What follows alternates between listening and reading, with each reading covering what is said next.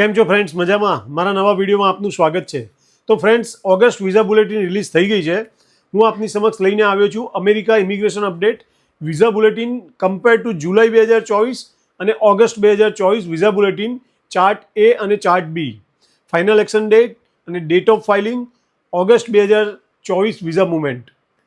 તો ફ્રેન્ડ્સ, આપને America visa movement જાણવામાં રસ હોય તો મારા વિડીયોને અંત સુધી જોઈ લાઇક કરી સબસ્ક્રાઇબ કરવાનું ભૂલતા નહીં. હું આપને આની દરેક અપડેટ રેગ્યુલર આપતો રહીશ, જેથી આપને વિઝા બુલેટિનની સચોટ માહિતી મળતી રહે. તો ફ્રેન્ડ્સ, વાત કરીએ કે ઓગસ્ટ 2024 ઇમિગ્રેશન વિઝા મુવમેન્ટમાં શું ચેન્જીસ થયા છે. Immigration visa movement family base category, final action date, date of filing, employees base category વિશે. ફ્રેન્ડ્સ, આમ તો USCIS દર મહિને વિઝા બુલેટિન ચાર્ટ પોતાની વેબસાઇટ પર મૂકતા જ હોય છે. તો તેમાં એ અપડેટ કરે છે કે rest of world, China, Bharat, Mexico, ફિલિપાઇન્સની final action date, date of filing, employees base category વિશેની કઈ કેટેગરીમાં કેટલી મુવમેન્ટ થઈ છે.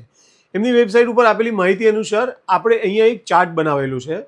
તેમાં લેફ્ટ સાઈડ જુલાઈ મહિનાની અને રાઇટ સાઈડમાં ઓગસ્ટ મહિનાની ઇમિગ્રેશન વિઝા મુવમેન્ટની અલગ અલગ કન્ટ્રી વાઇઝ તેની ફાઇનલ એક્શન ડેટ અને ડેટ ઓફ ફાઇલિંગ અને કેટલા મહિનાની મુવમેન્ટ થઈ છે તે વિશે વિગતવાર અને કરંટમાં કઈ ડેટ ચાલી રહી છે તે માહિતી આપી છે.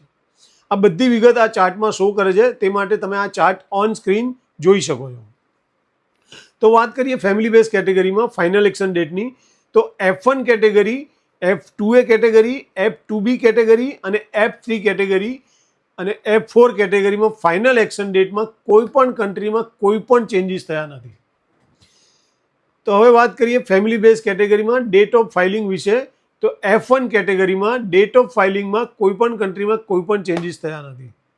ફેમિલી બેઝ કેટેગરીમાં તો હવે વાત કરીએ F2A કેટેગરીમાં, તો દરેક કન્ટ્રીમાં 228 દિવસની મુવમેન્ટ થઈ છે, એટલે કે લગભગ 8 મહિના જેટલી મુવમેન્ટ જોવા મળી છે ફેમિલી બેઝ કેટેગરીમાં.